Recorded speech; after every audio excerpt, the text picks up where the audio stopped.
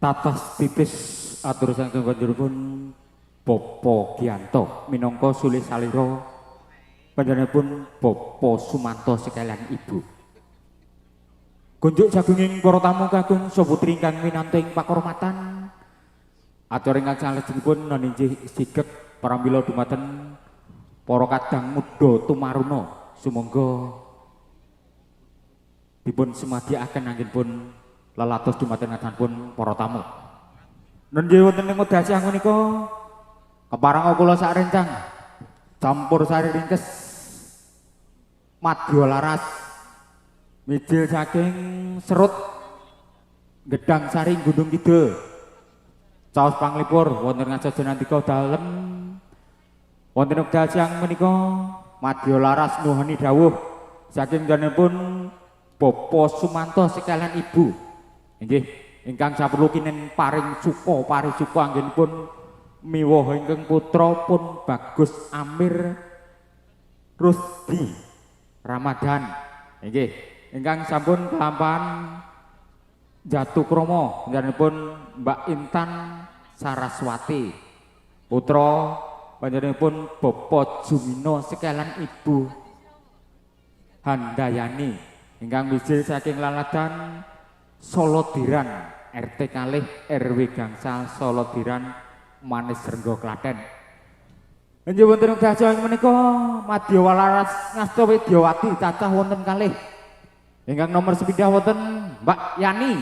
Monggo Mbak Yani. Nggih.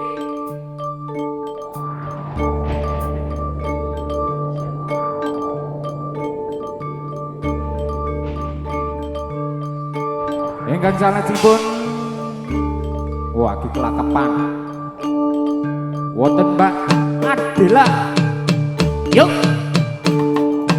hey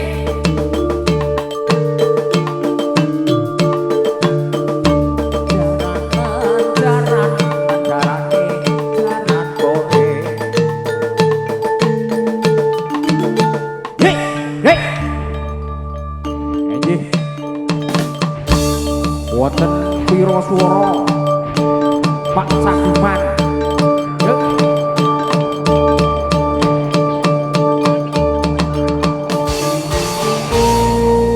anjing kangge tembang pambuka nuwuni dawuh saking njenenganipun Bapak Lurah Giyanto pepeling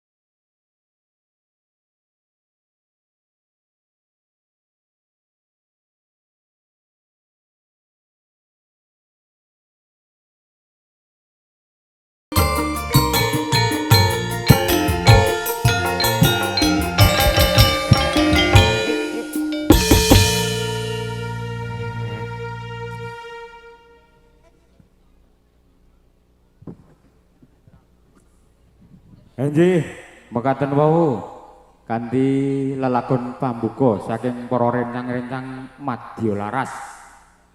Pun lagu pepeleng. Mugi-mugi kula lan panjenengan sami tansah eling wonten ngarsanipun Gusti ingkang Maha Agung. Nggih, mekaten.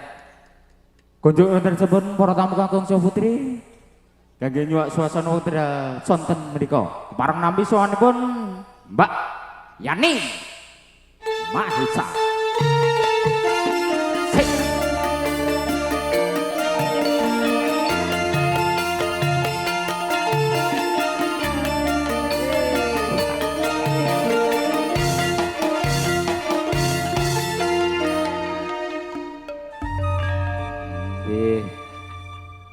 Sugeng sonten Mbak Yani. Sugeng sonten Kang Mas. Iki mau mampir ning endi kok kaya wis teng Gedawul iki. Ngertos ae lho. Aku ki mbok. Ya ning endi-endi keneng toh. Sing penting ngolehke. Heeh. Iki diaturke sing jumbuh karo swasana. Diaturke sing alus. Dongake sik karo Dongake nganten. Aku digeret rene neteki ngantene. Kowe neteki lho, lagi dipoto. Oh ya. Ya. Piye dongamu piye? Mudah-mudahan Mbak pengantin Mbak Amir, Mas Amir sama Mbak Intan mudah-mudahan menjadi pengantin yang samawan, J. Iya, amin. J. Cepet dikasih momongan. Amin. Men seneng. Amin. Mesti wong tuane njuk seneng ya Allah, sing tak tunggu-tunggu. Ning kowe ki yo nek ngeplek ki yo ora ngono kuwi kok ngeplek kok kaya tenanan. Tanganmu ki cilik ning kaya bodhem iki. Alon ku lho, Mas. Oh iya. Niki pripun disukani napa? Langgam. Oh, niku wau sing permintaan Setya Tuhu. Arep tak bawani ra, Mas? Aku wis suaraku wis entek. Mau tak entek-entekke ning ngering. Ya wis rasa bawa. Wingi sedina ya wis tak entek-entekke ning pelayen. Aku wis ora kuat gawa. Wis langsung wae ndak selak udan. Mangkana terang benderang iki cuacane cerah ceria. Iki mau aku jane arep nesu lho. Lah ngopo? Lah wong aku teko kuwi Mas, pripun Pak? Kowe engko MC nganten. Wah lah mboten iso aku ya ngono kuwi to. Blak-blakan aku sire wegah. Lah ning nyatane iso apa ora? Lah nek aja dianu aku jan yo wegah tenan aku. Ora pati yo. Iso ngono kok wong ki sing pede ngono lho. Ra iso kae tetep maju. Nggih apa timakno bapakne kon nge-MC dhewe. Oh nggih aku ya ngono kok ora ya njet rodok piye ngono. Alhamdulillah to iso to. Ngaturaken wilujeng rawuh dumateng Kadang Besan Sutresna mbok menawi mangke ngersakaken lelagon saged matur kiwala utawi badhe nyumbang lelagon ugi monggo nggih. Yuk diaturke. Ya Mas. Mas Doni Setya Tuhu. Ya mudah-mudahan pengantinnya menjadi seperti tembang Setya Tuhu menika nggih. Nggih, amin. Pandonganipun makaten menika. Amin.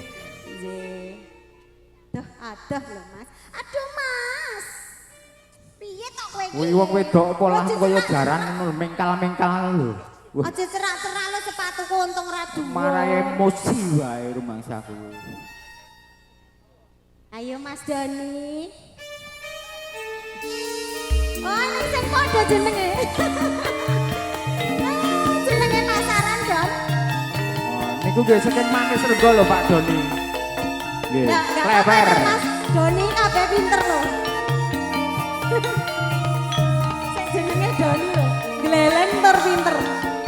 Heeh, beda karo aku.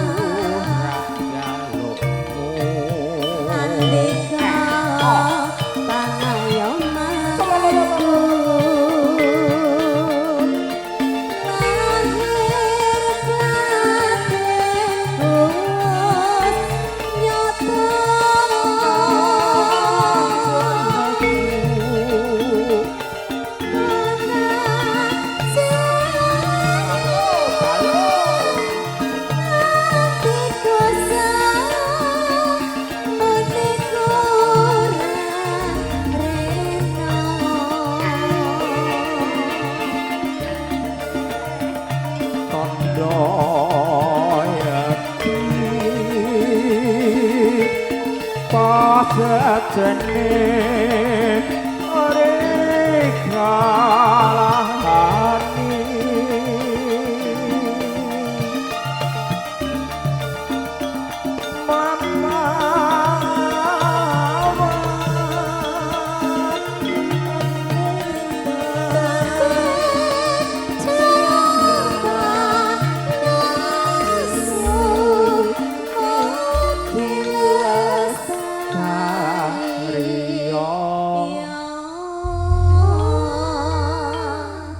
Moga-moga lestari. Amin. Mbak pengantin berdua. Wah, Jan. Ngantene putri ke Piye? Kinclong ya? kaya bojoku biyen ya nglemuh ngono kae. Mas, aja salah lho. Ora. Model-modelku ngene iki. Lah kowe nek pengen ngerti moro lah bojoku ku ya lemu Dik. Model-model ngene iki nek dikeloni anget lho, Mas. Kowe ora ngerti to? Nek cilik ngono kuwi iki ya Allah, kok malah kesogok-sogok. Aduh, omonganmu. Oh, cilik ya anget. Lah karo kemul. Yuk, dilanjut.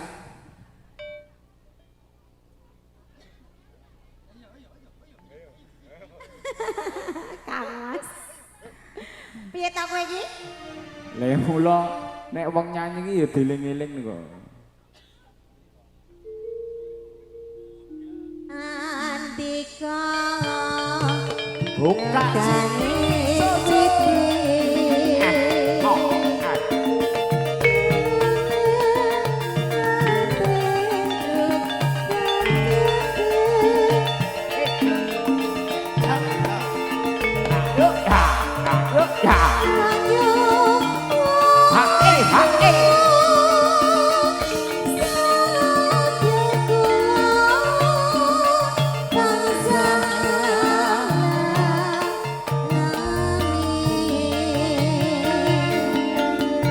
Kunjuk wonten setpun para tamu kakung saputri ingkang winantu ing pakurmatan. Sugeng lelegan, sugeng resepidaran ingkang sampun sumadya wonten ngarsa jenandika sami kanthi mardu. Mardukan panggalih sinambi mirsani lamin dianataken para rencang-rencang madya laras anggenipun ngaturaken menggah lalagon. Sumangga.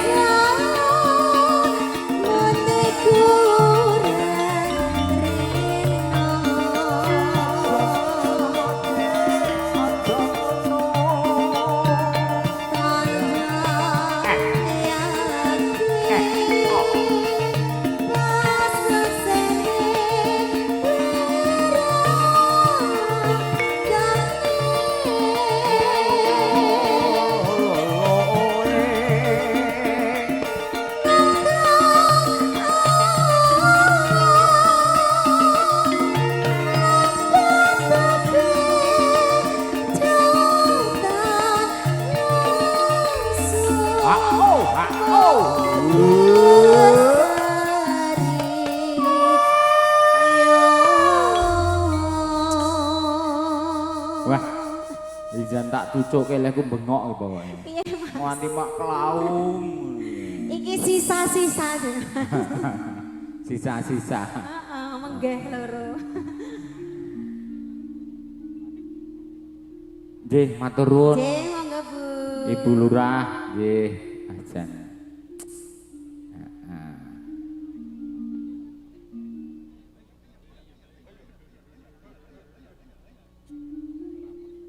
Piye Mas? Diteruske apa ora? Karepmu aku manut tok. Terus ya keneng. Yo. Gek wis ndak selak konangan. Mugianto berkahe witi.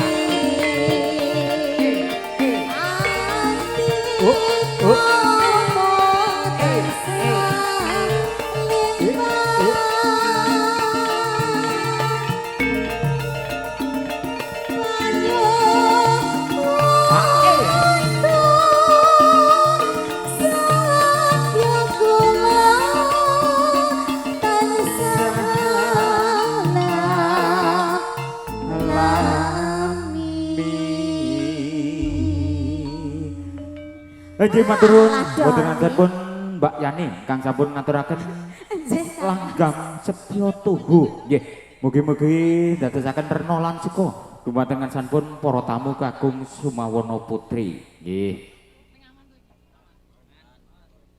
Kunjuk wonten sampun para tamu wonten ing keparenga kawula meniki anglajengaken laksisaning adicara wonten ing wekdal sonten siang menika. Adicara ingkang nomor 7 inggih pasrah temanten. Pramila dumaten kadang besan ingkang sampun kabarengan purba lan wasisa. Sumangga wekdal sawanginan kawula sumanggaaken sak cekapipun.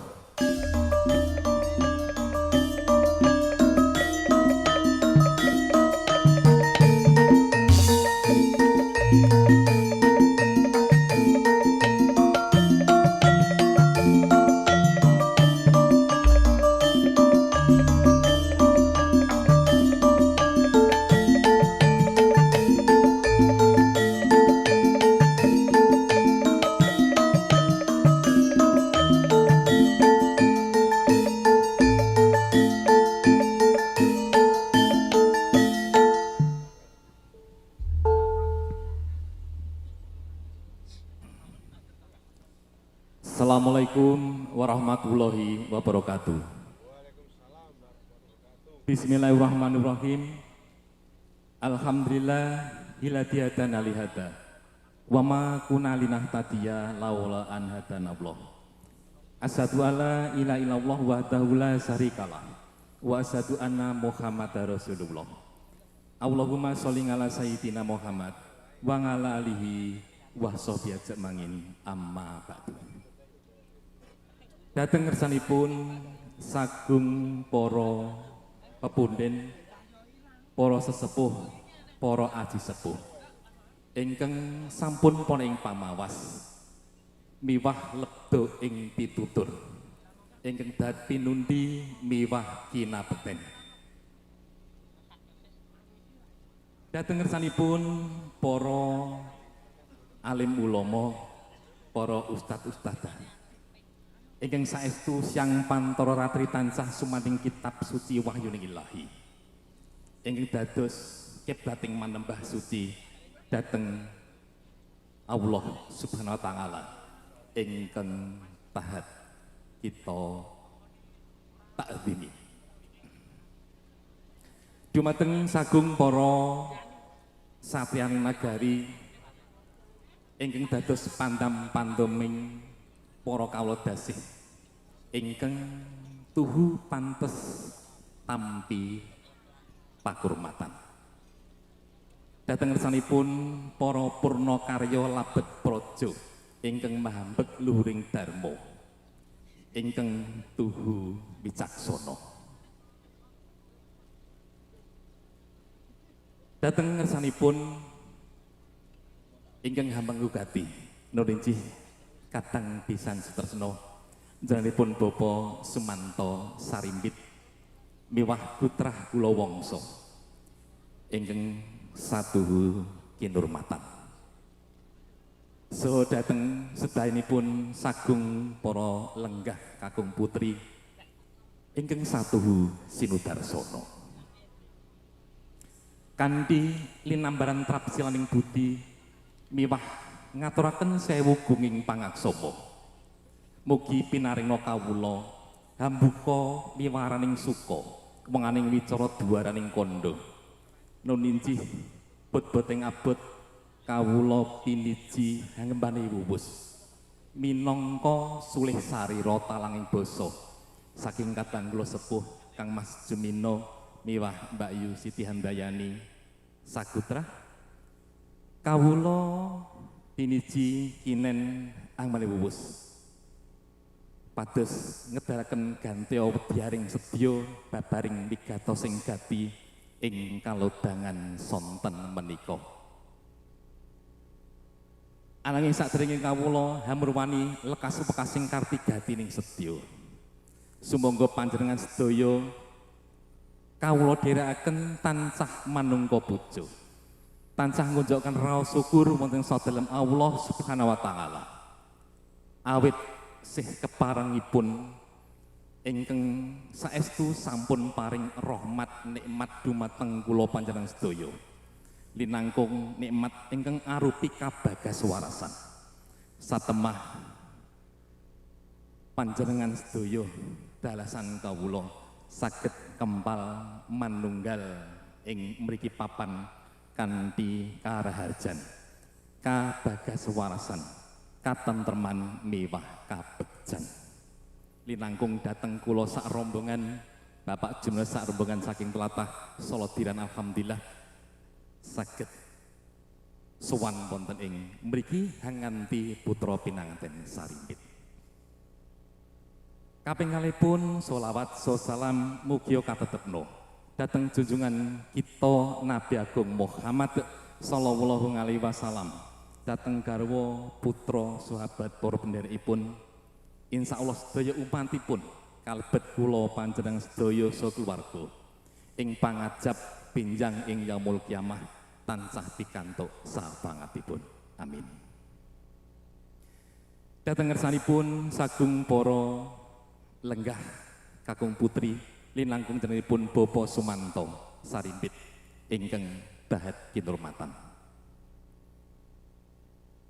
Duing uni sampun wonten pirembagan antawisipun Bapa Sumanto Sarimbit ingkang kagungan putra jalu non injih Nak Mas Amir Rasid Ramadan ingkang pidalem wonten tlatah Serut Gedang Sari Gunung Kidul mriki kalian Kang Mas Sarimbit Kang Mas Jumino Sarimbit ingkang gadhahi yoga estri ingkang sesilih dina Intan Saraswati. Gumolonging pirembagan estu badhe hangrakataken daging kisah daging arenggang kanthi njodohaken putra kasebat. Alhamdulillahirabbil alamin sak sampun pirembagan lan sampun gumantok wekdal ing sampun katemtokaken. Alhamdulillahirabbil alamin matur dumateng Bapa Sumanto Sarimbit miwah gutrah klongsa ing mriki.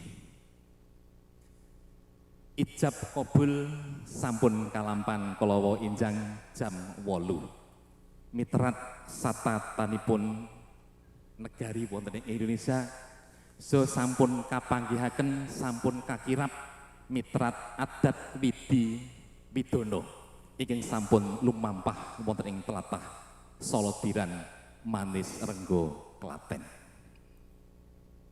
Ing salajengipun kanthi sampun paripurnanipun wiwaha Kang Mas Jumino Sarimbit wonten ing tlatah Solodiran Klaten mila ing kalodangan sonten menika putra pinanganten Sarimbit kawula boyong kala aturaken wonten panjenipun Bapa Sumanto sekalian Ibu miwah gutrah kula wangsa wonten ing mriki. Ananging kula pilih samangke seumpami lare kasebat dadi mantuk-mantuk wonten ing Solodiran samangke nyuwun ngapunten Bapak. Ngaten. Ing salajengipun Bapak Ibu ingkang kinurmatan kanthi sampun kaleksananipun Kang Mas Jumino Sarimbit kanthi ngijab kabulaken putra putrinipun Nun Inggih Dina Intan Saraswati ing sampun dhaup astrumiyat kalian Nak Mas Amir Rasid Ramadan. Mila saking Gutrah kula wangsa ing Solodiran Kang Mas Jumino Sarimbit sagutrah tansah nyuwun donga pangestu panjenengan sedaya. Mugi-mugi putra pinanganten Sarimbit anggenipun mbangun brayat ageng sageta antut runtut rerentengan pindha mimi hamin tuna sageta jumbuh ingkang sami ginayuh sageta mulya ingkang kasedya sageta rahayu ingkang tinemu sageta basuki ingkang kaesti ing salajengipun enggal pikantuk pituwasing patembayatan ingkang arupi putra putri ingkang soleh lan solihah. Wekasanipun samangke dadosa keluarga ingkang sakinah mawaddah warahmah pikantuk rahmat saking Allah Subhanahu wa taala. Amin. Dhateng ngersanipun sagung para lenggah ingkang tuhu kinurmatan. Salajengipun Kang Mas Jumino Sarimbit ugi mboten kesupen katalempen ngaturaken salam taklim kunjuk dhateng Bapak Sumanto Sarimbit miwah putrah kula wangsa mriki. Ugi kagem masyarakat ing tlatah mriki dhateng tokoh masyarakat dhateng Bapak RT RW ing tlatah mriki kanthi ucapan Assalamualaikum warahmatullahi wabarakatuh. Sagung para lenggah ingkang sinudarsana. Ing salajengipun Kang Mas Sarimbit miwah putrah kula wangsa sarombongan saking tlatah Solodiran Manis Renggo sowan wonten ing mriki serut kanthi hangataken putra pinanganten Sarimbit kelawa mampir-mampir wonten ing peken Prambanan peken malih wonten peken Abang napa niku Nasakom nggih. Nah, beto entil-entil mekaten. Mugia ampun kapriksani wujudipun ananging menika wujud saking tresnanipun Kang Mas Sarimbit dumateng Bapak Sumanto Sagutra saklongso ing mriki. Mugi-mugi saged dados sesanggemanipun saged anggen-anggenaken Bapak Sumanto Sarimbit anggenipun kagungan hajat amiwa putra mahargya siwi ngunduh mantu wonten ing kalodhangan menika. Amin. Salajengipun matur dumateng Bapak Sumanto Sarimbit miwah tokoh masakan mriki. Sinasa blegeripun anak kula menika lemo nggih. Kula saking tlatah Solodiran ugi cedak watu adoh ratu cerak Gunung Merapi cerak Gunung Boko mila kula sak putrah sak rombongan linanggung anak kula Intan Saraswati mbok bilih samangkih wonten mriki kirang suba sitanipun kirang bab-bab ingkang dados sesrawungan wonten ing masyarakat estu kasumbangaken dhateng Bapak Sumanto sak keluarga saha para tokoh masyarakat ing mriki.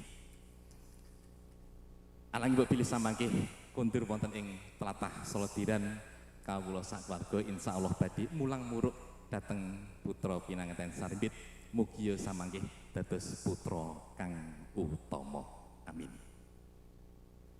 Salajengipun mbok bilih sowan kula sak rombongan Kang Mas Jumino Sarimbit miwah putrah kula wangsa miwah rombongan ingkang kathah sanget cacahipun mekaten sowan mriki kirang nuju prana.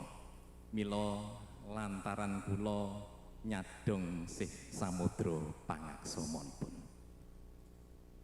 Kula pribadi minangka puput pepunten atur matur ingkang kathah antur-antur ingkang kirang nuju dhateng kalih ndika sedaya. Mugi panjenengan sedaya kersa mbedah tangguling samudra pangaksama. Makaten lan semanten. Billahi taufik wal hidayah. Wassalamualaikum warahmatullahi wabarakatuh.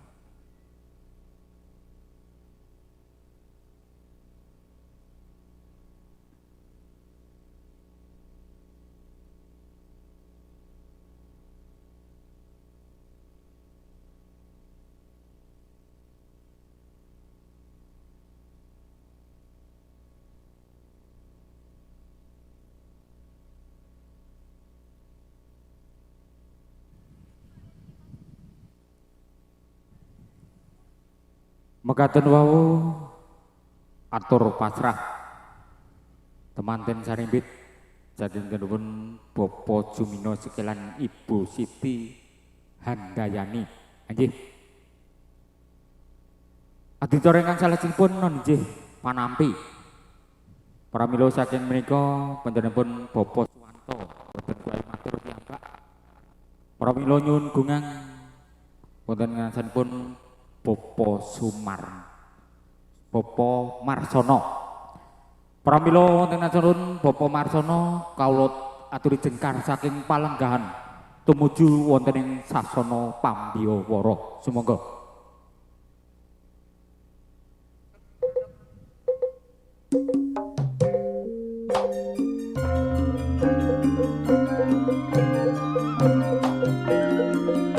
Monggo Bapak kula aturi minggah wonten ing sasana Pambiyawara.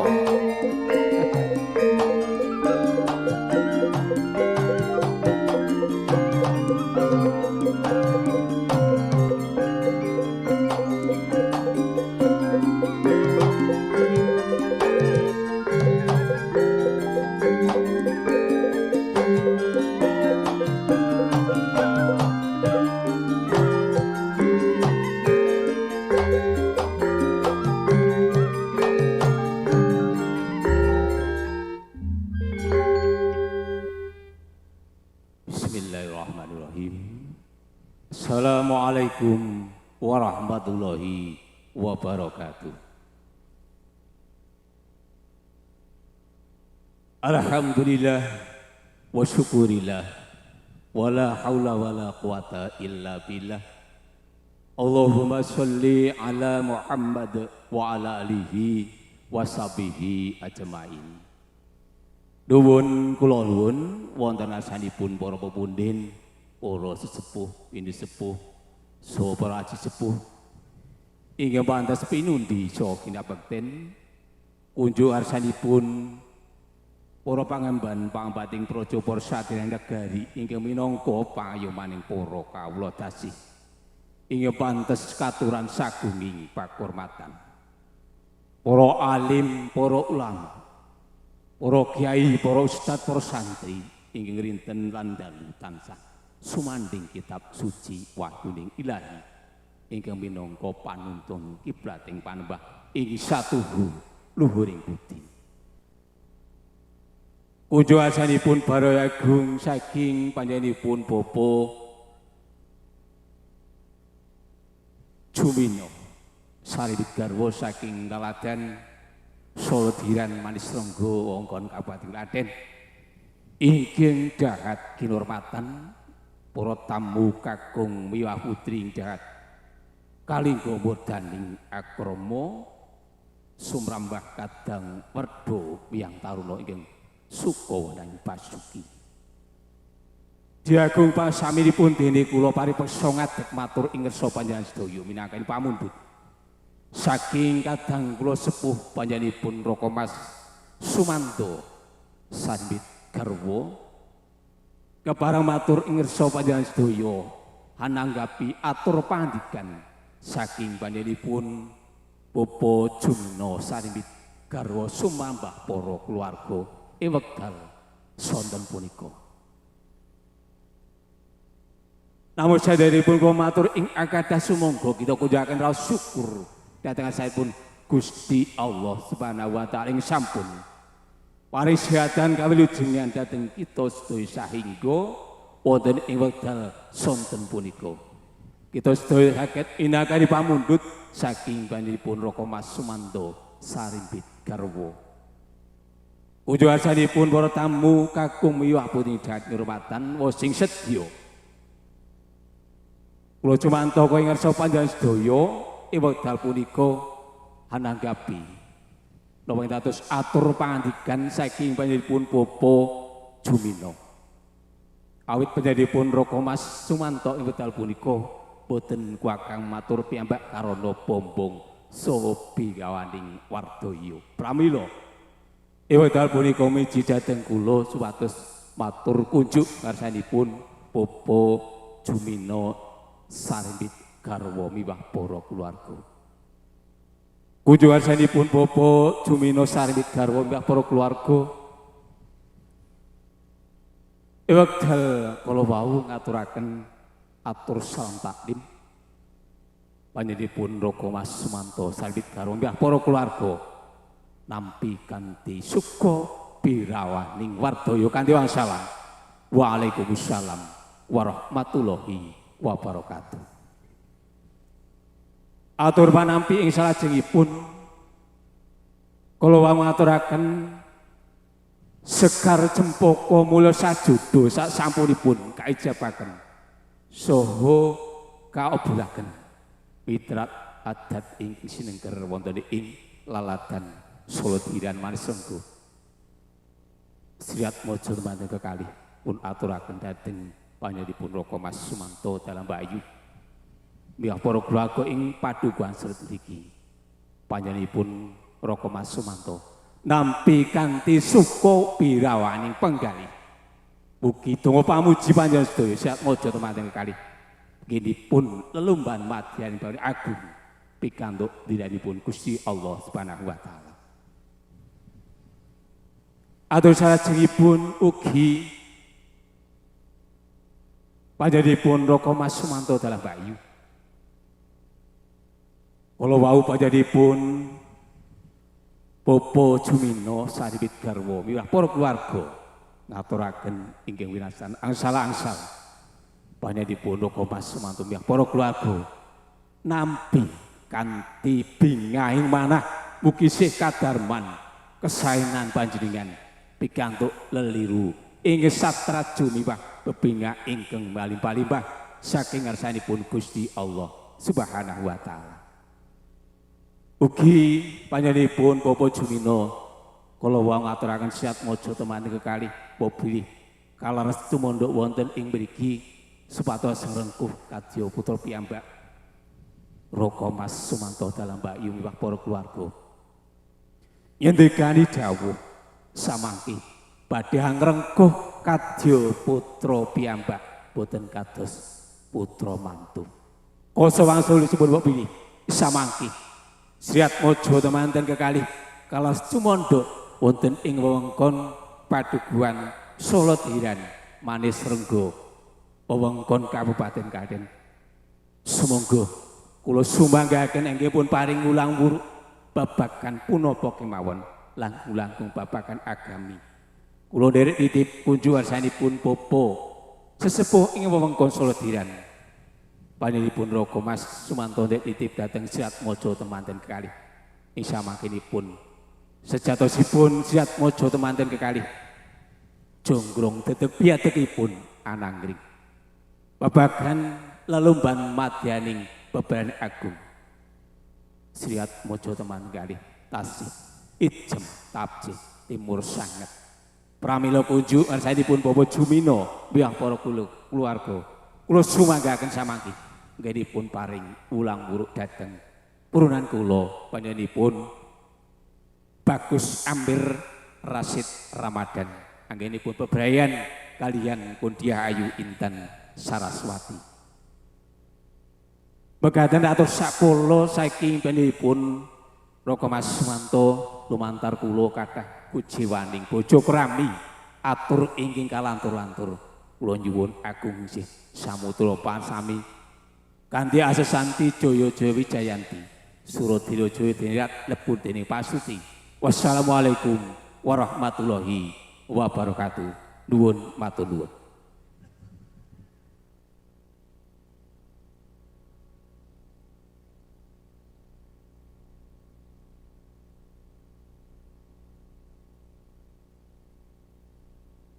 Mekaten wau atur panampi saking panjenenganipun Bapak Sumanto ingkang sampun kasaleran panjenenganipun Bapak Sumarno. Atur ingkang salajengipun inggih menika sigek pramila dumateng para kadang muda tumaruna ingkang supados nglebetaken inggih menika angsal-angsal saking kadang pisan sutresna. Sumangga para Kang Mas lan Mbak-mbak sedaya nggih ingkang salajengipun kepareng sowan malih para rencang-rencang saking Madya Laras